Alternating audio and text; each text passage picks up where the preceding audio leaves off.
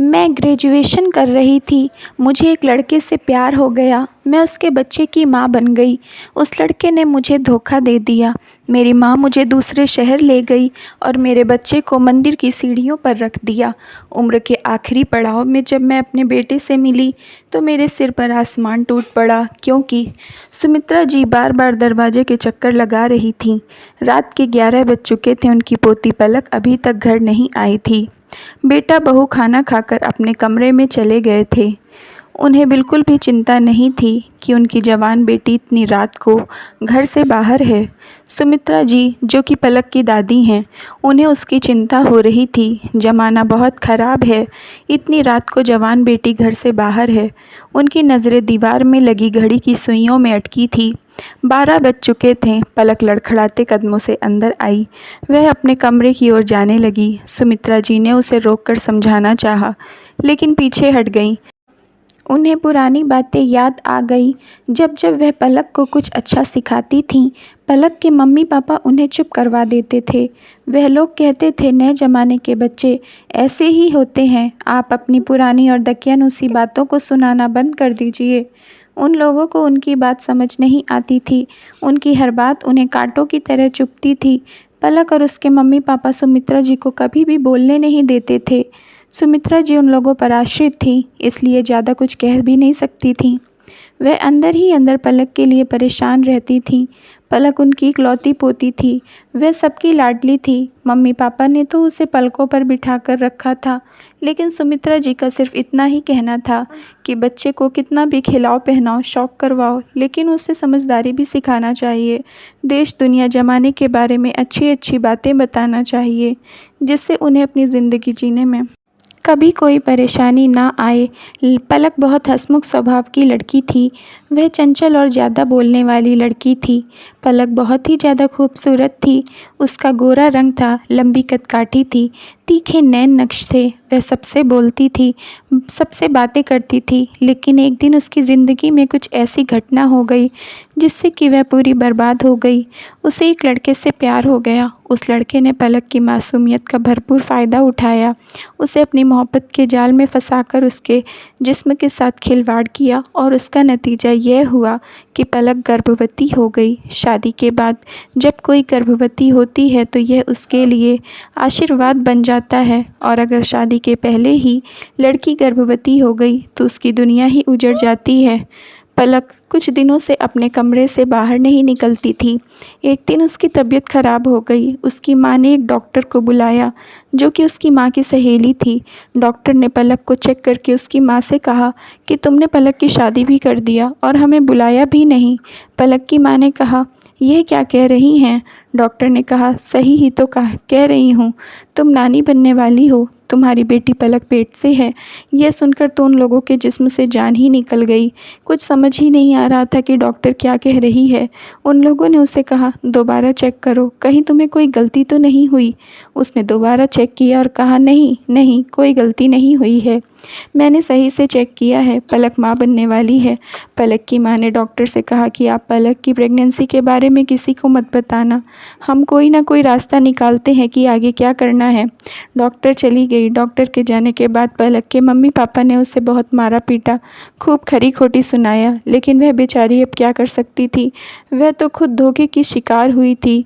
जब समय रहते उसके माँ बाप ने उस पर कड़ी नज़र नहीं रखा, उसे सही गलत का पाठ नहीं पढ़ाया, तो अब तो कोई भी फ़ायदा नहीं था, क्योंकि अब सब कुछ बिगड़ चुका था।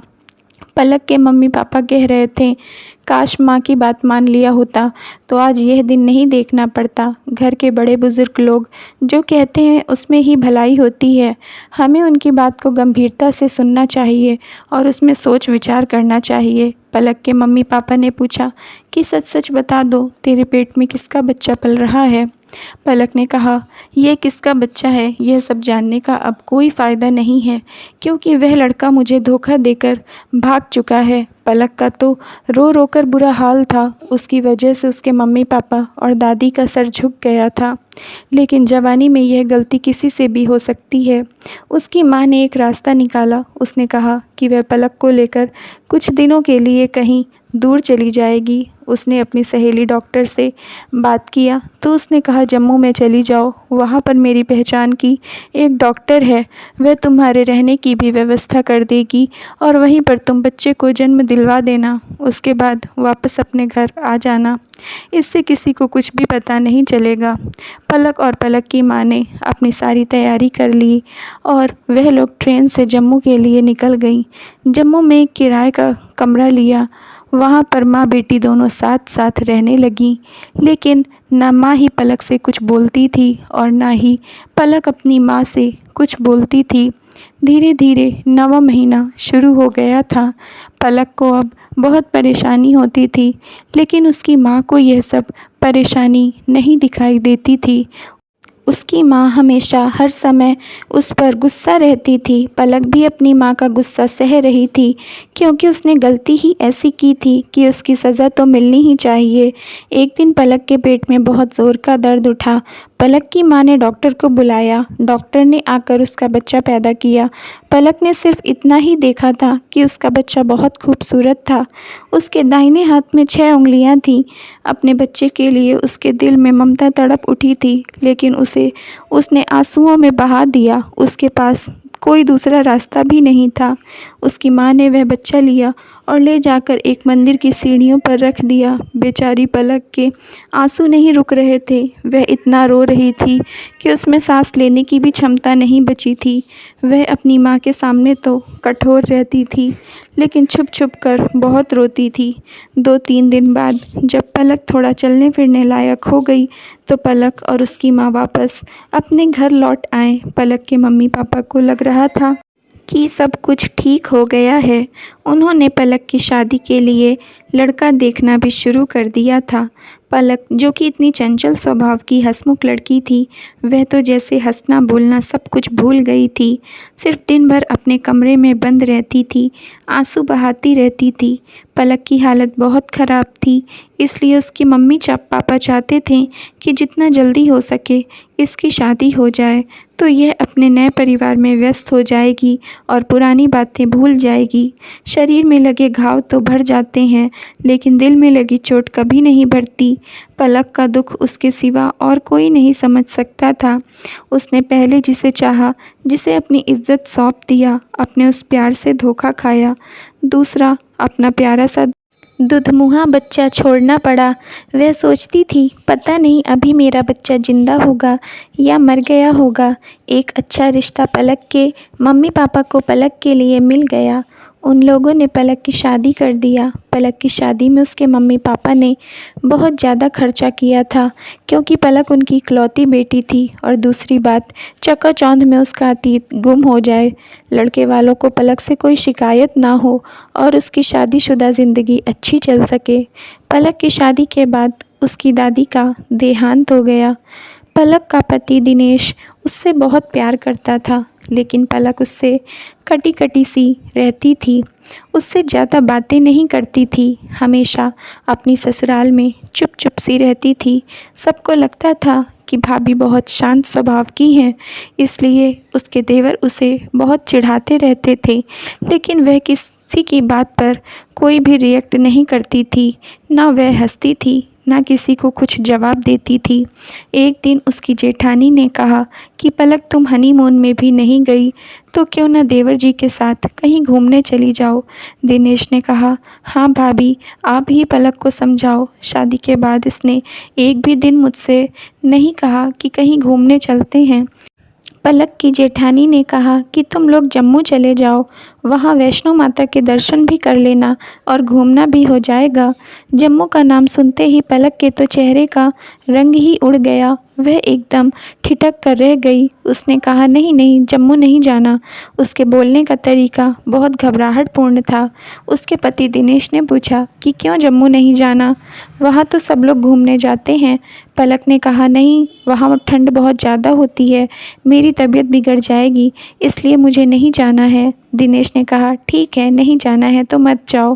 पलक की घबराहट को ना ही उसकी जेठानी और ना ही उसका पति कोई भाप नहीं पाया था। यह बात साधारण तरीके से दब गई और पलक अपने पति के साथ कहीं घूमने नहीं गई। पलक की शादी को 5 साल हो गए, लेकिन अभी तक उसे बच्चा नहीं हुआ। पलक के ससुराल वाले अब उस पर ताना कसने लगे। पहले तो शुरू में लोग मजाक में कहते थे, लेकिन अब तो उसे लगातार बांझ होने का ताना सुनना पड़ता था। सास और जेठानी तो दिन भर कहती ही थी। जब पति काम से घर आते तो वह भी पलक से बात नहीं करते थे। पलक अंदर ही अंदर घुटती रहती थी और सोचती रहती थी कि लगता है सबको चीख चीख कर बता दूं कि मैं बांझ नहीं हूँ, मेरा एक बहुत प्यारा सा बेटा है। वह भगवान के न्याय को देखकर कभी कभी बहुत निराश होती थी।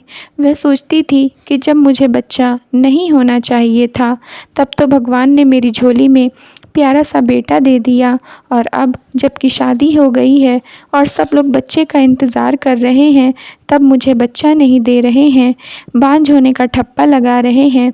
एक दिन पलक की सास ने कहा कि तू मेरे बेटे को तलाक दे दे, मैं अपने बेटे दिनेश की शादी दूसरी जगह करूँगी। मुझे पोते की बहुत चाह है। जब दिनेश को यह बात पता चली तो पहले तो उसने विरोध किया, लेकिन फिर उसने भी सोचा 5 साल हो गए हैं, अभी तक तो पलक से बच्चा नहीं हुआ, तो अब आगे भी नहीं होगा। उसने तलाक के पेपर्स बनवा लिए और पलक को दे दिया। पलक ने भी बिना कुछ सोचे विचारे उन पेपर्स पर आंख बंद करके साइन कर दिया।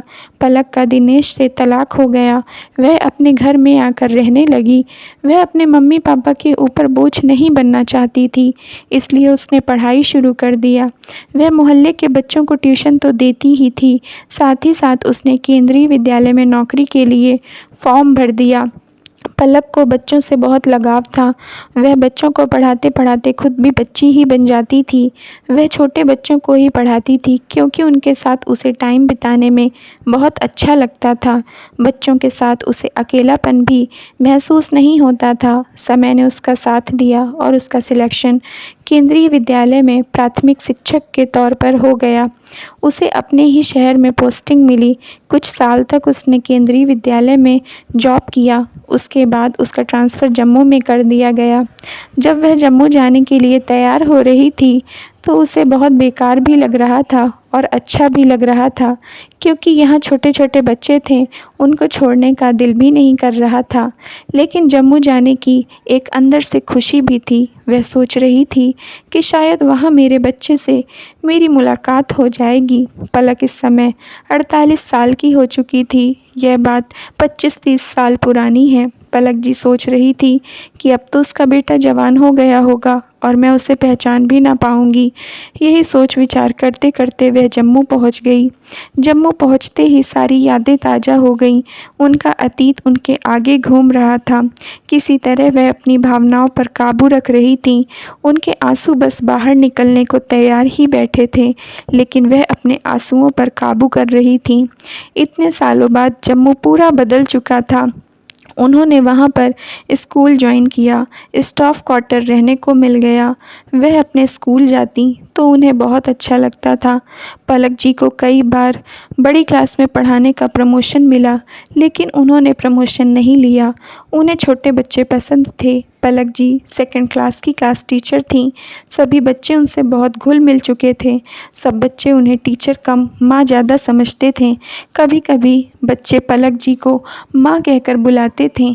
बच्चों के माता पिता परेशान रहते थे कि उनके बच्चे उनका कहना नहीं मानते हैं, लेकिन अगर पलक जी कुछ समझा देती हैं तो तुरंत मान जाते हैं। यूँ तो पलक जी को सारे बच्चे बहुत पसंद थे, लेकिन इन सब के बीच एक बच्चा ऐसा था जिससे उनके दिल के तार और इमोशंस जुड़े हुए थे। उस बच्चे का नाम अमित था। अमित भी पलक जी को बहुत प्यार करता था। एक दिन स्कूल में पेरेंट्स मीटिंग रखी गई। पलक जी ने कहा कि सभी बच्चे अपने मम्मी पापा के साथ आएंगे। पलक जी अमित के मम्मी पापा से मिलना चाहती थीं। पेरेंट्स मीटिंग में सिर्फ अमित की मम्मी आई। उन्होंने कहा कि मैडम माफ़ी चाहिए, अमित के पापा को बहुत ज़रूरी काम था, इसलिए वह नहीं आए, लेकिन उन्होंने कहा है कि वह जल्दी ही आपसे मिलेंगे। सभी बच्चों के पेरेंट्स पलक मैडम से टिप्स ले रहे थे, बच्चों के बारे में डिस्कस कर रहे थे। पलक जी सभी की समस्याओं को हल कर रही थीं। एक माता पिता ने कहा, मैडम मेरा बच्चा मोबाइल बहुत चलाता है, मना करती हूँ तो मानता नहीं है। पलक जी ने कहा, अगर आप चाहती हैं कि आपका बच्चा मोबाइल ना छुए तो सबसे पहले आपको मोबाइल से दूरी बनाना चाहिए, क्योंकि बच्चे जो देखते हैं वही सीखते हैं। आप जैसा अपने बच्चे को बनाना चाहते हैं तो आपको पहले वैसा ही बनना पड़ेगा।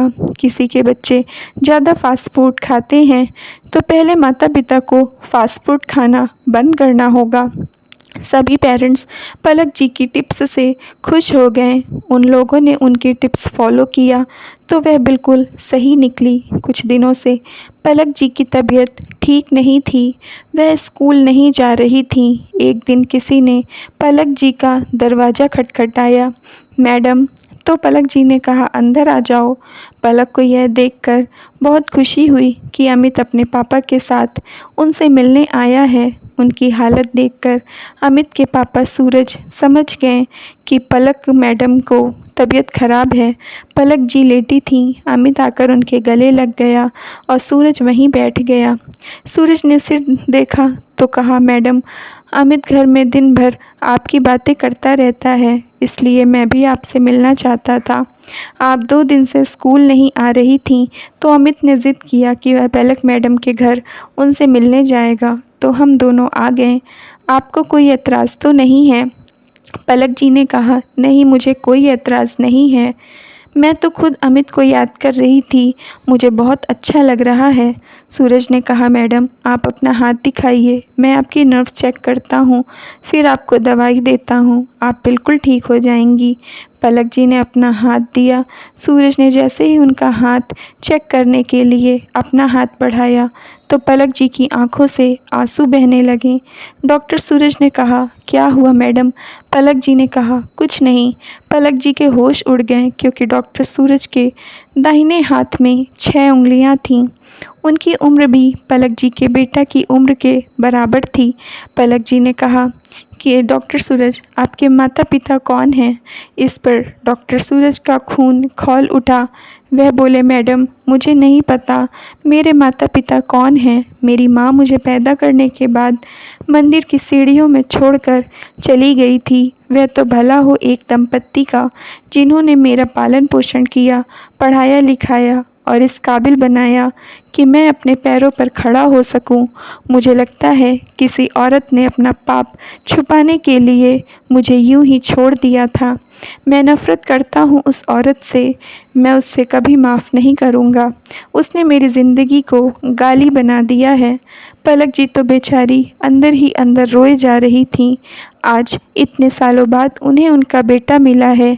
उन्होंने तो सोचा था कि अपने बेटे को बहुत प्यार करूंगी, लेकिन अपने लिए उसके दिल में नफ़रत देखकर वह हिम्मत नहीं कर पाईं सच बताने की कि वह उसकी वही अभागिन माँ है जिसने दुनिया वालों से डरकर उसे मंदिर की सीढ़ियों पर रख दिया था और कोई रास्ता भी तो नहीं था।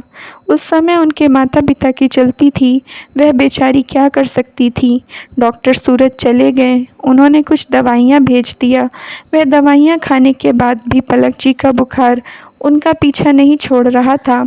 2 दिन बाद फिर से डॉक्टर सूरज पलक जी के पास आए।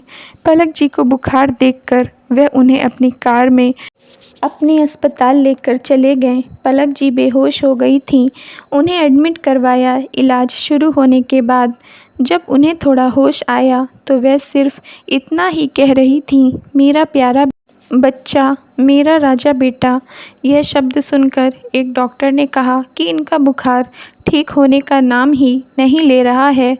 ऐसा लग रहा है जैसे यह जीने की आस छोड़ चुकी हैं। डॉक्टर सूरज तुरंत पलक जी के घर आए। उन्होंने सोचा शायद यहाँ से कुछ जानकारी मिल जाए। उन्हें पलक जी की डायरी मिल गई जिसमें उनके अतीत का पूरा विवरण था।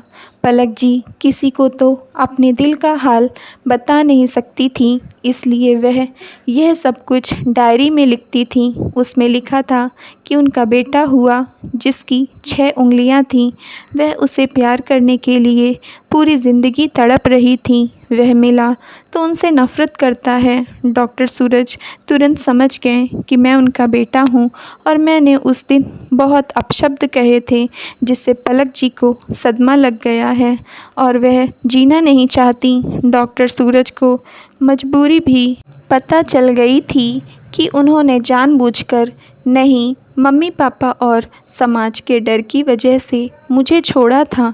धोखा तो उस लड़के ने उन्हें दिया था जिससे वह प्यार करती थीं। डॉक्टर सूरज तुरंत अस्पताल पहुँचे। वह दौड़कर गए और पलक जी के गले लग गए। वह उनके कान में कुछ ऐसे शब्द बोले जिससे उनके शरीर में मानो पुनः प्राण फूंक दिए। वह बोले, माँ, मेरी प्यारी माँ, तेरा राजा बेटा तेरे पास है।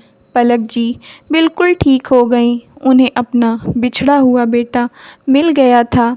3 दिन बाद उन्हें अस्पताल से छुट्टी मिल गई और वह अपने बेटा, बहू, पोता के साथ रहने लगीं। Thank you friends. अगर आप लोगों को स्टोरी पसंद आई हो तो प्लीज़ लाइक कर दीजिए और चैनल को सब्सक्राइब कर लीजिए।